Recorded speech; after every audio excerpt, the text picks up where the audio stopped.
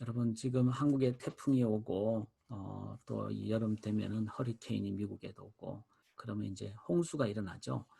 우리가 보통 그렇게 얘기하죠. 홍수 속에서 마실 물이 없다. 다 더러운 물이기 때문에 먹으면 죽죠. 그래서 물은 물이지만 물이 많지만 그 물 많은 속에서 실은 생수를 얻지 못하면은 우리는 죽습니다. 어쩌면은 우리가 지금 살아가고 있는 이 세상이 그런 상황이 아닌가. 홍수 속에서 우리는 홍수에 죽어갈 것이 아니라 생수를 받으면서 살아가는, 지금 홍수잖아요. 이 속에서 홍수물 먹고 그냥 물 마셨으니까 이제 뭐, 갈증을 해결했다. 근데 곧 죽죠. 그렇게 죽을 것이 아니라 홍수 속에서 홍수를 인정하면서 그러나 생수를 붙잡고 나가는, 저는 이게 정말 우리 신앙인들이 지금 이때 가져야 될 중요한 자세라고 믿습니다. 자, 오늘 본문은 저희가 창세기 38장을 나누는데요. 뜬금없는 장면이잖아요.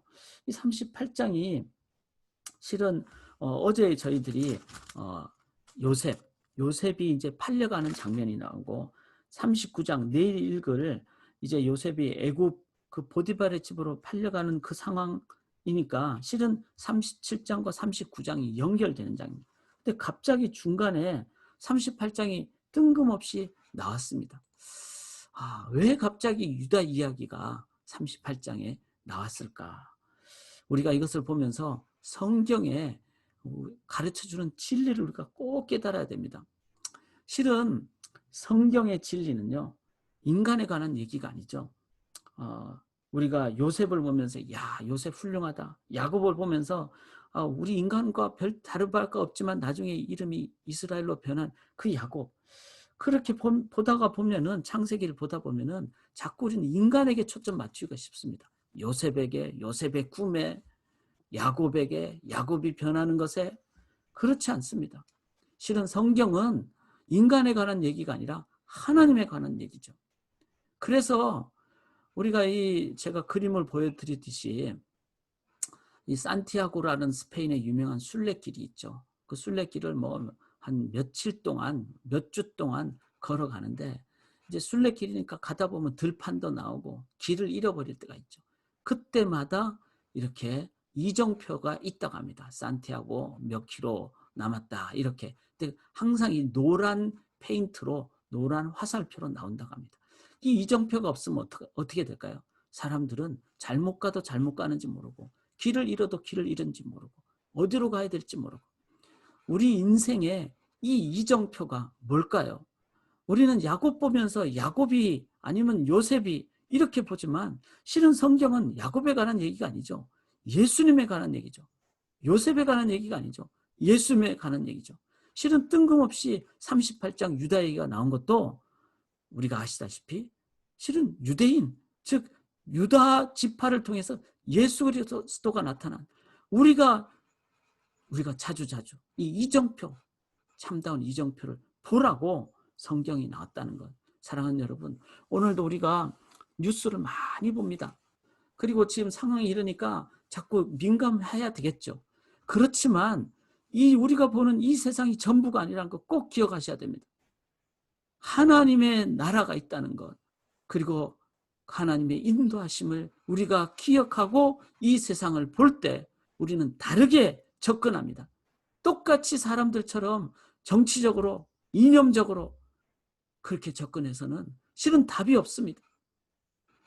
우리가 예수의 십자가의 마음으로 우리가 이 세상을 바라보고 나아갈 때 정치의 길도 이념의 길도 우리들은 바르게 접근하고 바르게 이끌어갈 수가 있다는 것입니다. 그런 의미로 이 38장은 이 이정표와 같은 역할을 한다. 자, 인생의 이정표를 우리는 자주 점검해야 됩니다. 그런데 우리는 인생을 넘어서 영생의 이정표, 그 영생의 이정표가 이제 오늘 구체적으로 어떤 것일까 우리 한번 살펴보기를 원합니다. 오늘 이 38장의 첫 번째 이정표는요, 이 세상은요 홍수라고 얘기를 한다는 겁니다. 여러분, 홍수 속에는 마실 물이 없다 그랬죠. 어떤 모습일까요? 좀 길지만 그냥 짧게 제가 설명을 드릴게요. 1절을 보십시오. 여러분의 성경을 보시면서 유다가 자기 형제들부터 떠났어요. 하나님은 이 가나안 속에 살면서 이 12지파 이 형제들하고 붙어 있으라 그랬어요. 즉 오늘 이 시대에 신앙인의 공동체를 우리가 쉽게 떠나기가 쉽잖아요. 그러나 우리는 온라인으로 예배를 드리는 상황도, 이렇게 새벽 기도를 줌으로 하는 상황도 모여야 됩니다. 모이기를 힘써야 됩니다. 몸으로 모이든지 줌으로 모이든지 온라인으로 모이든지. 왜? 신앙인의 공동체는 신앙을 격려하고 확인하기 때문에. 근데 유다가 어떻게 합니까? 자기 형제를 떠났어요. 그리고 아둘람 사람에게, 아둘람은요 가나안 31 성읍 중에 하나예요. 그러니까 가나안은 그 문화가 이방 문화잖아요. 이것 또한 홍수라는 겁니다.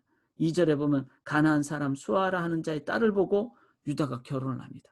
그러니까 이방 결혼은 안 되죠. 왜 그런가 하면은 부부가 한 몸인데 다른 문화가 들어와 버리기 때문에.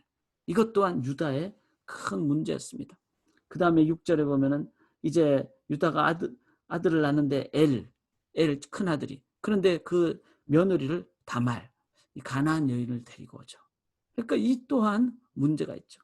그런데 엘이 어떻습니까? 7절에 보면은 여호와 보시기에 악함으로 죽이실 만큼 아마 큰 어떤 성적인 타락을 한 것으로 여겨집니다. 그래서 엘이 그렇게 그 영적인 타락, 육적인 타락. 그런데 형이 죽으니까 당시에는 계대 결혼이라고 이제 형이 죽으면은 그 형수를 동생과 결혼을 하도록 해서 형의 가계를 잇게 합니다. 그 동생이 오난이죠, 둘째 아들이. 근데 오난이 어떻게 합니까? 형수를 그렇게 계대를 잇는 것을 거부를 하죠. 왜냐하면은 그렇게 자녀를 낳아봤자 그는 형수의 자녀, 즉 형의 가계로 들어가 버리기 때문에. 사람은 이 종족 번식에, 종족 보존에 본능이 있는데 이 부분이 실은 인간의 죄성 가운데 있게 되면은 이렇게 이기적이 되는 거죠. 그래서 형수를 거부합니다. 그 다음에 그 11절에 보면은 자, 엘도 죽고 오난도 죽고 이러니까 유다로서는 나머지 남은 셀라 아직 어리니까 셀라까지 줘버렸다가 죽으면 어떡할까? 그래서 며느리를 어떻게 소박시키죠. 친정집으로 보내버립니다. 이 속에는 유다의 엄청난 자기 이기적인 인간적인 어프로치가 있는 거죠. 생각이 있는 거죠. 자, 셀라는 죽을까 염려하는, 이건 뭐죠? 자기의 어떤 생각으로 모든 것을 뭐 소위 말해서 징크스라고 표현할 수도 있고 어떤 타부라고 표현할 수도 있고, 인간은 이렇게 그런 자기의 연약함이 있다는 겁니다. 그리고 이제 그 유다가 12절에 보면은 자기 아내 수아로부터 낳은 딸이 죽었어요. 자, 이 인간의 어떤 한계를 얘기하죠. 자기보다 자기 딸이 먼저 죽는다. 자녀가 먼저 죽는다. 참 큰 유다의 고통입니다.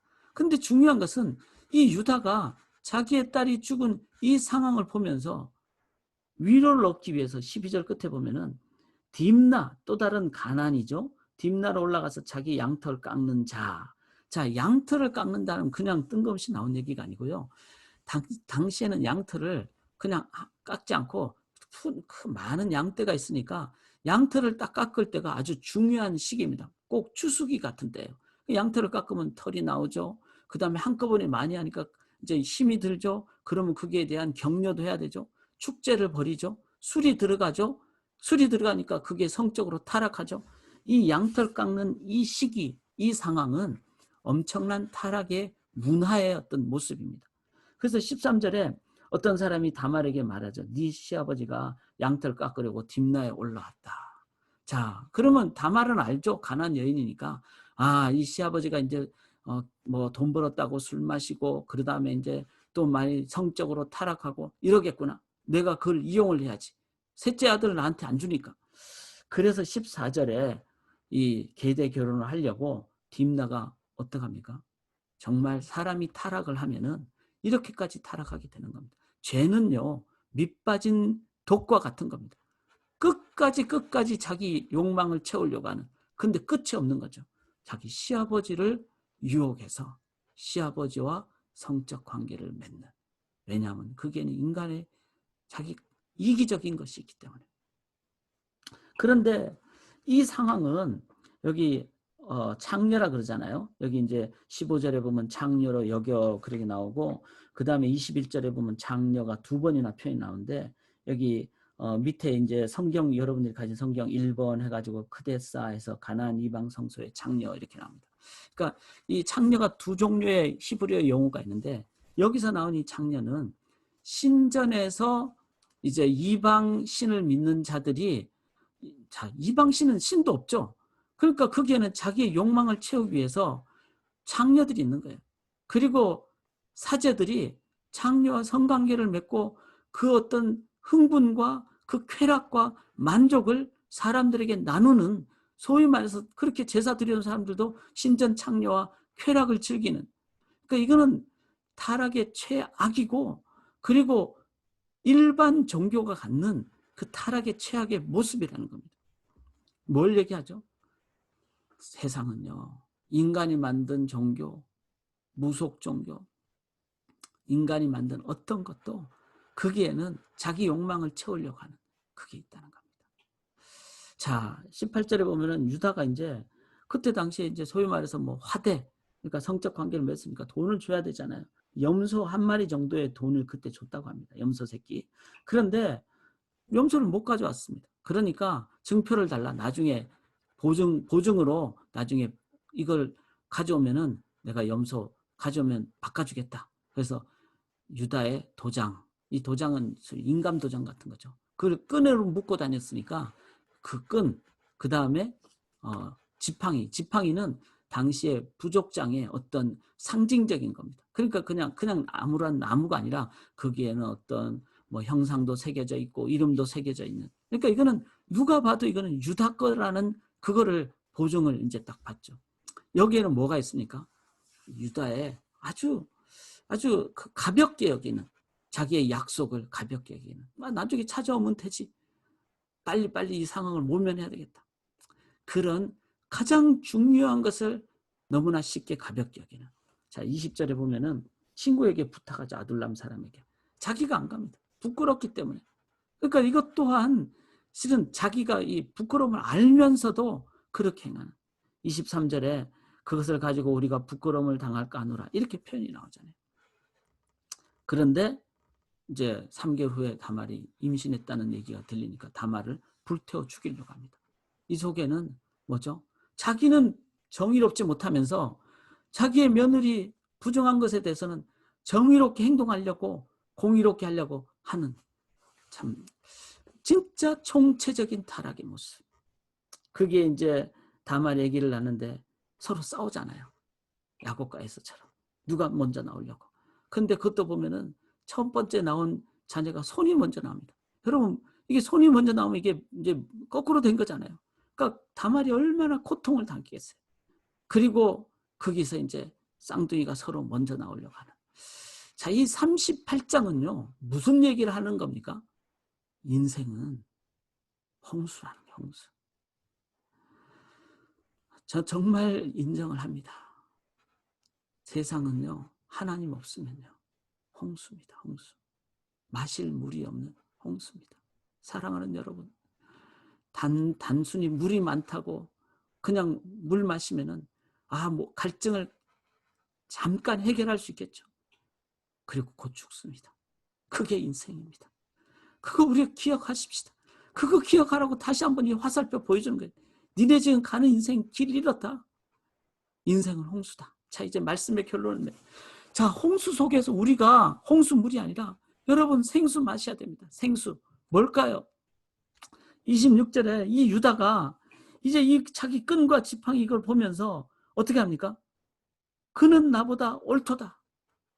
그 말은 뭐죠? 나 잘못했다. 내가 나보다 옳다는 말은 내가 죄를 졌다는 거잖아요. 죄악을 인정해야 됩니다. 사랑하는 여러분, 우리가 죄인이라는 걸 인정해야 됩니다. 하나님 없는 모든 것은요, 어떤 정치가도 어떤 이념도 한계가 있다는 걸 인정하셔야 됩니다. 제가 철학을 했기 때문에 알아요. 공산주의 이상적인 이론이지만 절대로 안 됩니다. 죄인들 속에서는요. 사회주의 절대로 안 됩니다. 죄인들 모임 속에는 온전한 사회주의가 유토피아가 이루어질 수가 없습니다.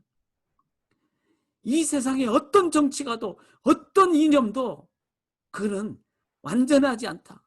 우리는 죄악을 인정해야 됩니다. 그렇게 인정할 때 인간이 아닌 하나님을 향하게 되죠. 두 번째 26절 끝에 보면은 이 유다가 이제는 다말을 가까이 하지 않죠. 우리가 범죄 행위를 중단해야 됩니다. 이거는 결단해야 되죠.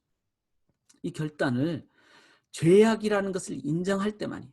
여러분, 에볼라 바이러스를 내가 맞았다면 죽는 거 아닙니까?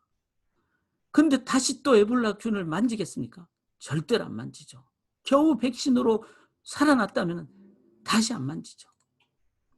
세 번째는요. 29절에 보니까 인생의 하나님이 이정표를 보여주는데 첫 번째 나온 애가 세라였잖아요. 세라. 그러니까 이제 먼저 나왔다는 것은 손에 뭘 묶어주죠. 홍실을. 근데 두 번째 아들이, 쌍둥이 아들이 자기가 형을 빼치고 터뜨리고 나오죠. 이걸 베레스라고 하죠. 그런데 이 베레스, 터뜨리고 나오는 이 어떤 의미가 있죠. 막힌 곳을 터뜨리고 나오는. 그런데 이 베레스가 누구죠? 바로 이 베레스는 마태복음 1장에 보면은 3절에 유다는 다말에게서 베레스와 세라를 낳고 두 아들 이름이죠. 쌍둥이.